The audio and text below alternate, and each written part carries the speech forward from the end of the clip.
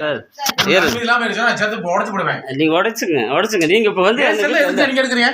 எதுக்கு? ஏய், சொல்லு, அனுமதி கொடுங்க. என்ன அறியா இருக்கு? என் செல்ல எனக்கு திருப்பூர் மாவட்டம் தாராபுரம் தாலுகா நாஞ்சியம்பாளையம் பகுதியில் சொந்த பட்டா நிலத்தில் உறவினர்கள் 10 பேர் கூடி ஆராதித்துக் கொண்டிருந்த போது சீருடை அணிந்த காவல்துறையை சேர்ந்த காவலர்கள் 5 பேர் உள்ளே நுழைந்து ஜெப வழிபாட்டை நிறுத்திய சம்பவம் திருப்பூர் பகுதியில் பரபரப்பை ஏற்படுத்தியுள்ளது. திருப்பூர் மாவட்டம் தாராபுரம் நாஞ்சியம்பாளையம் பகுதியில் உறவினர் வீட்டில் இறை வழிபாடு செய்து கொண்டிருந்தார் போதகர் ஜேக்கப் ராஜசேகரன். கடந்த 2 ஆண்டுகளாக தன்னுடைய உறவினர் வீட்டில் சுமார் 10 பேர் கூடி வாரந்தோறும் ஜெபிப்பது வழக்கம். கூடி வரும் 10 பேரும் உறவினர்கள் என்பது குறிப்பிடத்தக்கது. இந்த நிலையில் கடந்த ஞாயிறு அன்று பிப்ரவரி 11ஆம் தேதி காலை 9 மணி அளவில் 10 பேர் கூடி ஜெபித்துக் கொண்டிருந்த போது சீருடை அணிந்த காவல்துறையை சேர்ந்த காவலர்கள் 5 பேர் உள்ளே நுழைந்து இறை வழிபாட்டின் புனிதத்தன்மையை கெடுத்ததோடு உறவினர்கள் என்று தெரிந்திருந்தும் அவர்களை வீட்டை விட்டு வெளியேறுமாறு கட்டாயப்படுத்தினர். இதனால் பாதிக்கப்பட்ட போதகர் தற்போது நீதி கேட்டு காவல்துறை வசம் மனு அளித்துள்ளார்.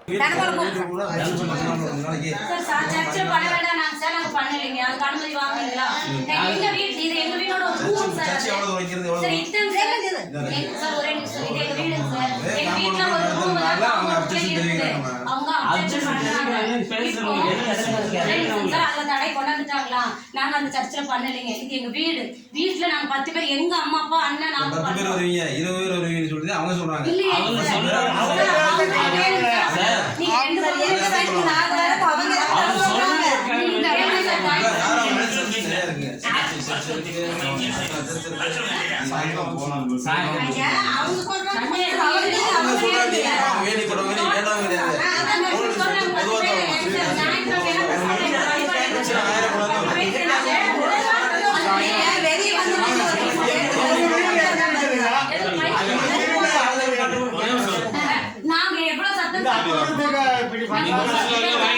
பாதிக்கப்பட்ட போதகர் ஜேக்கப் ராஜசேகரன் என்பவர் ஏற்கனவே தன்னுடைய சொந்த பட்டா நிலத்தில் கட்டப்பட்டிருந்த குடியிருப்பு கட்டிடத்தில் 11 ஆண்டுகளாக இறை வழிபாடை நடத்தி வந்தார். அப்பொழுதும் சிவராஜ், கோவிந்தராஜ் என்ற 2 நபர்கள் கொடுத்த புகாரின் அடிப்படையில் காவல்துறையும் வருவாய்த்துறையும் ஒன்றிணைந்து 2022ஆம் ஆண்டு அந்த கட்டிடத்தில் வழிபாடு செய்வதற்கு தடை விதித்து உத்தரவிட்டனர். காவல்துறை கட்டுப்பாட்டிற்கு கீழ்ப்படிய வேண்டும் என்கிற உயரிய நோக்கத்தோடு அந்த பகுதியில் வழிபாடு நடத்துவதை அன்று முதல் கைவிட்டார் போதகர் ராஜசேகரன். பின்னர் அவருடைய உறவினர் வீடு ஒன்றில் வாரத்துக்கு ஒரு முறை 1.5 மணி நேரங்கள் ஞாயிறு ஆராதனை நடத்தி வந்த நிலையில் தற்போது இந்த பிரச்சனை எழுந்துள்ளது.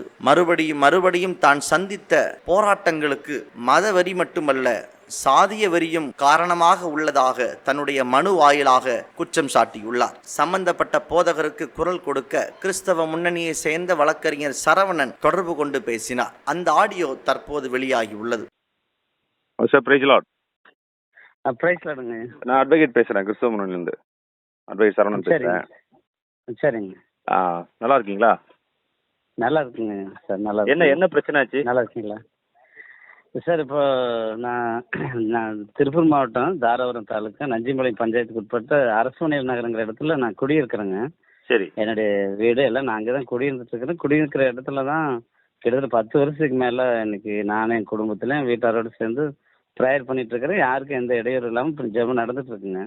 நான் ஒரு வீட்டுடைய ஹாலுக்கு வந்து கொஞ்சம் மறுசீரமைப்புக்காக ஒரு ஹால் போட்டதில் இது சர்ச்சு நீங்கள் அனுமதி வாங்கி தான் நடத்தணும்னு சொல்லி அங்கே இருக்கிற சில உயர் சமூகத்தை சேர்ந்தவங்க, சில பிஜேபி இந்து முன்னணியோட சேர்ந்துக்கிட்டு, குறிப்பாக சிவராஜ், கோவிந்தராஜுங்கிற 2 பேரும் அவங்க வீட்டு வழியாக தான் எங்கள் வீட்டுக்கு வரணும்.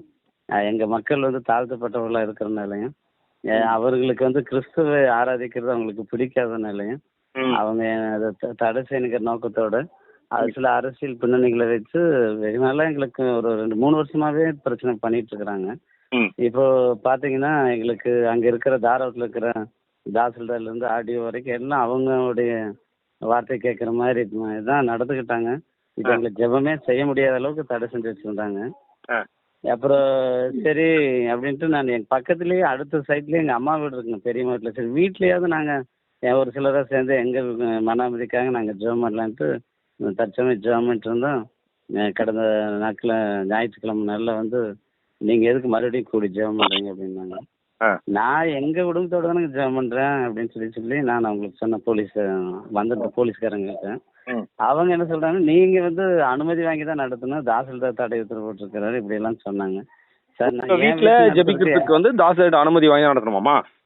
அப்படிங்கிற உங்ககிட்ட பிரச்சனை இருக்குது, சட்ட ஒழுங்கு பிரச்சனை இருக்குது, இந்த மாதிரியே ஒரு காரணத்தை வைக்கிறாங்க. ஆனா எங்கனால இது வரைக்கும் நாங்க யாரு கூட போய் இது வரைக்கும் பிரச்சனை பண்றாங்களோ யாருக்கிட்டையும் போய் நாங்க எந்த ஒரு சத்தத்தை கூட சத்தமா நாங்க பேசுனது கூட இல்லைங்க. நாங்க இருக்கிறதும் தெரியாதுங்க, போறது வரது அவ்வளவு அமைதியா இருந்துட்டு இருக்கிறோம். ஆனா நாங்க தான் சட்ட ஒழுங்கு பிரச்சனை ஏற்படுத்துறோம்னு சொல்லி அதாவது விசாரிக்காமலே போலீஸார் வந்து அந்த மாதிரி தான் எங்கிட்ட நடந்துக்கிறாங்க. நீங்க சட்ட ஒழுங்கு பிரச்சனை ஏற்படுத்துறீங்க, ஆடியோ இது தாசில்தாரும் அப்படித்தான் பேசுறாங்க. இது வரைக்கும் எங்கனால அங்க ஒரு சின்ன ஒரு அசம்பாவிதமோ யாருக்கு எங்கனால எந்த ஒரு பிரச்சனையும் நாங்க எங்க இடமே வந்து ஒரு ஓரமா தான் இருக்கு. நாங்க அமைதியா தான் பிரார்த்தனை நடத்துறோங்க எங்களுடைய மன நம்பிக்கையாக. ஓ, நீங்க அன்னைக்கு சண்டே வந்து போலீஸ் வந்து பிரச்சனை பண்ணிருக்காங்க.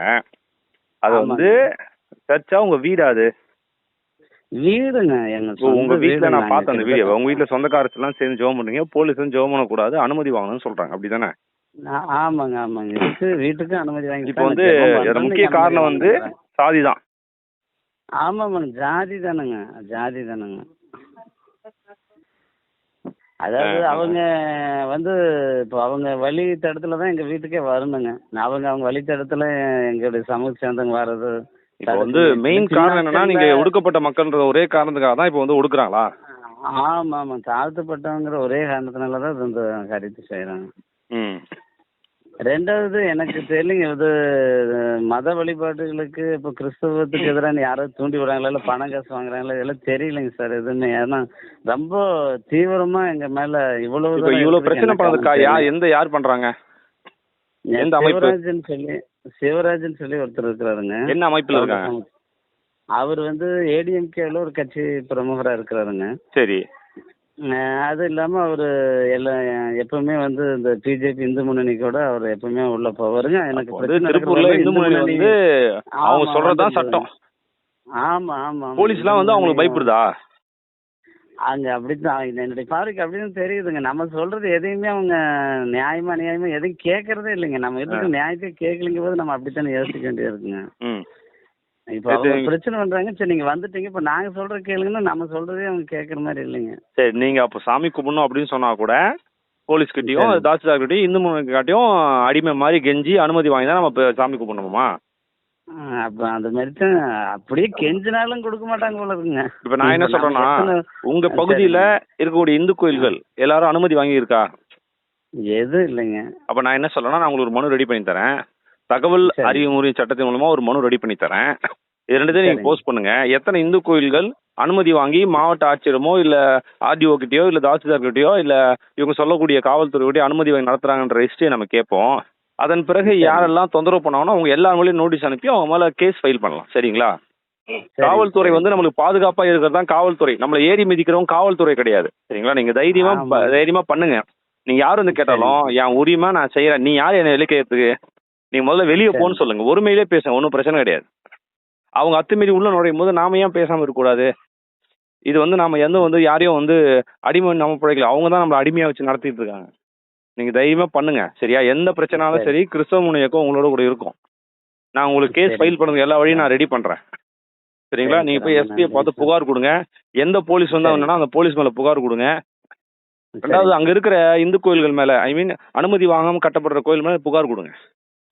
சரிங்க சார். சரிங்களா? தைரியமா பண்ணுங்க, நாங்க உங்களோட இருக்கிறோம், கவலைப்படாதீங்க. சரியா?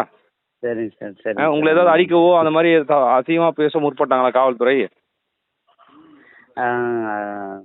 ரொம்ப ஃபோர்ஸா தான் எங்கிட்ட நடந்துக்கிறாங்க. எங்கிட்ட பாத்தீங்கன்னா ரொம்ப ஸ்ட்ரிக்ட்டா அவங்க சொல்றத நம்ம என்ன பண்ணலாம்னா கண்டன ஆர்ப்பாட்டத்துக்கு அனுமதி கேட்போம் எஸ்பி கிட்ட. ஒண்ணு. சரிங்க. ரெண்டாவது வந்து இந்த போலீஸ் வந்த வீட்டுலாம் போயிட்டு அவன் சாமி கும்பிடும் போது நீ யாரை கேட்டியா சாமி கும்பிட்ற, உனக்கு யார் அனுமதி கொடுத்தா நம்ம போய் கேட்போம். அவனுக்கு மூஞ்சி எங்க வச்சுக்கிறான்னு பார்க்கலாம். அவங்களுக்கு ஒரு சட்டம், நமக்கு ஒரு சட்டமா? இது என்ன நியாயம்? இதுனா சர்வாதிகார நாடா? அதான் புரியலைங்க செய்யறது பார்த்தா அது மாதிரி தான் இருக்குங்க. நீங்க ஒன்றும் கவலைப்படாதீங்க. சரிங்களா? அப்ப நீங்க வீட்டுல ஜெபம் பண்ணுறது உங்க குடும்பமா நீங்க ஃபேமிலி பிளட் ரிலேஷனோ ஜெபம் பண்ணிருந்தீங்க, அதையே தடுக்கிறாங்க. வந்து தடுக்கிறாங்க. நாங்க வேற யாரையோ புதுசா ஏதோ ஆட்கள் வச்சிருக்கிற மாதிரி ரூமா போய் பாக்குறாங்க. ஓ ரூம்லாம் திறந்து பாக்குறாங்க போலீஸ்? ஆமா ஆமா, வேற நாங்க ஏதோ ஆட்களை இப்போ உறவினர்கள் மட்டும் கண்மாடி காட்டு வேற யாரும் ஒழிச்சு வச்சிருப்போம்னு சொல்லி பாக்குறாங்க. நாங்க வந்து பாருங்க சார், உள்ளே வாங்க, நீங்களும் கூட உட்காந்தே பாருங்க. நீங்க என்ன நாங்க செய்யறோம், யாருக்கா தொந்தரவு நடக்கிறோமா, எங்கிட்ட ஸ்பீக்கரோ ஆடியோவோ இல்லை ஏதாவது இருக்குன்னு பாருங்க. எந்த விதத்தில் நாங்கள் தொந்தரவு இருக்கிறது, யார் வந்து தேவையில்லாத நபர்கள் இங்கே இருக்கிறாங்கன்னு பாருங்க அப்படின்னு சொல்லி சொன்னோம். எல்லாம் வந்து பார்க்குறாங்க. பார்த்துட்டு இல்லைன்னு சொன்னதுக்கப்புறம் தான் இல்லை நீங்கள் நாங்கள் போனதுக்கப்புறம் வருவாங்க, இவங்களாம் ஒரு எப்போ வேணால் வருவாங்க போவாங்கன்னால அவங்க சொல்கிறாங்க அப்படின்னு சொல்லி எதுதான் அதை நான் வேணும்னே சொல்கிற ஒரு குற்றச்சாட்டுகளை நம்மளால சுமத்திக்கிட்டே இருக்கிறாங்க. அதை நடத்தக்கூடாது, நான் ப்ரேயர் நடத்தக்கூடாது அப்படிங்கிறது மட்டுமே அவங்களுடைய உள்நோக்கமாக இருக்கு. நான் எங்கள் வீட்டில் ஜெபம் பண்ணக்கூடாதுங்கிறது பண்ணவே கூடாது. ரெண்டு பேர் அதுக்கு மேலே நடத்தக்கூடாது, கூட சேரக்கூடாதுங்கிறாங்க. சார் நீங்கள் உங்களை ஜெபம் பண்ணக்கூடாதுன்னு சொல்கிறதுக்கு சுப்ரீம் கோர்ட்டு கூட அனுமதி கிடையாது, அவங்களுக்கு கூட ரைட்ஸ் கிடையாது. அது மதம்ன்றது வந்து அவங்களுடைய தனிப்பட்ட உரிமை. அந்த உரிமையை செய்யக்கூடாதுன்னு சொல்கிறதுக்கு யாருக்குமே ரைட்ஸ் கிடையாது. சரிங்களா? சரிங்க. அதனால நீங்கள் உங்களுடைய உரிமையை செய்யுங்க, நீங்கள் ப்ரேயர் பண்ணுங்க, யாருக்கும் பயப்படாதீங்க. காவல்துறை நம்மளை பாதுகாக்க தான் காவல்துறை, நம்மளை அடிமைப்படுத்த காவல்துறை கிடையாது. சரிங்க. இந்து முன்னணி வந்து அவங்க என்ன நினைச்சிருக்காங்கன்னா இந்து முன்னணி தான் எல்லாம் நாட்டையும் அவங்க கண்ட்ரோலில் கொண்டு வரணும்னு நினைச்சிருக்காங்க. அவங்களுக்கு அழிவு காலம் வந்துடுச்சு. ஆமா, நீங்க ஒன்றும் ஒரி பண்ணாதீங்க. சரிங்களா? என் மேலேயே வந்து அவங்க பொய் வழக்கு தானே போட்டாங்க. காவல்துறை வந்து இந்து முன்னணிக்கு அடிமையா இருக்கிறாங்க நான் நினைக்கிறேன், அவ்வளவுதான். காவல்துறை வந்து இந்து முன்னணி சொல்றதை மட்டும் தான் கேட்கறாங்க. சிறுபான்மை மக்களுக்கு தமிழ்நாட்டுல பாதுகாப்பு இல்லாத ஒரு சூழ்நிலை இருக்கு. கரெக்டா? ஆமாங்க ஆமாங்க. நம்ம போய் கம்ப்ளைண்ட் பண்ணாலே அது எடுத்துக்கிறது இல்லைங்க. நம்ம எத்தனை தடவை கம்ப்ளைண்ட் இது மாதிரி எங்களுக்கு எதிராக நடக்கிறாங்களோ அதை வந்து விசாரிங்கன்னு சொன்னா இது வரைக்கும் எந்த ஆக்ஷன் எடுக்கலாம். ஆனால் இவங்க கூப்பிட்டா போதுங்க, படையும் அப்படியே 10 பேரும் வீட்டுக்கு வந்துடுறாங்க. அப்போ பார்த்தா ஏதோ நம்ம வீட்டில் ஏதோ பிரச்சனை இருக்கிற மாதிரி சுற்றிலும் பார்க்குறவங்க ஒரு மாதிரி நினைக்கிறாங்க நம்மள. நமக்கு ரொம்ப அது கஷ்டமா இருக்குங்க, மனசுல ரொம்ப வேதனையா இருக்குங்க. ஒன்றும் கவலைப்படாதீங்க, எந்த நேரம் பார்த்தாலும் இந்த மாதிரி நடக்கும்போது என்ன சொல்றாங்க, ரொம்ப கஷ்டமா இருக்கும். சரி, ஒன்றும் கவலைப்படாதீங்க. நான் உங்களுக்கு பேசிட்டு நோட்டீஸ் ரெடி, ஆல்ரெடி நம்ம நோட்டீஸ் அனுப்பியிருக்கோம். நான் மறுபடியும் இப்போ ரெடி பண்ணுறேன். நீங்கள் ஒரு நாள் வாங்க, நம்ம வந்து கேஸ் ஃபைல் பண்ணிடலாம் எல்லாரும் மேலேயும். சரிங்களா? சரிங்க sir. Okay boss, thank you, bye. Thank you sir, thank you.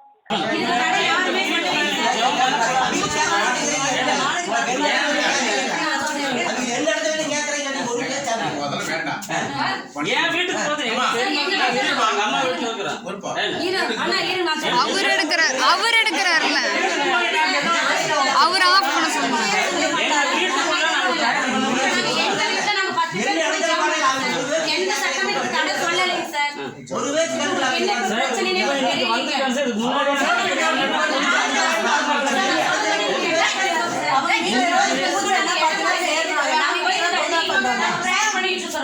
இப்ப எங்களுக்கு பின்னாடி வந்தவங்க அவங்க, எங்களுக்கு பின்னாடி வந்தவங்க வீடு கட்டுறாங்க.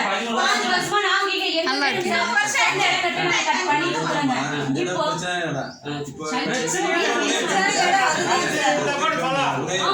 எங்க அம்மா அப்பா பேரெல்லாம் எங்க பாஸ்ட், எங்க அண்ணன் என் பையன், எங்க புள்ள வர என் புள்ள பையன் எல்லாம் ஒரே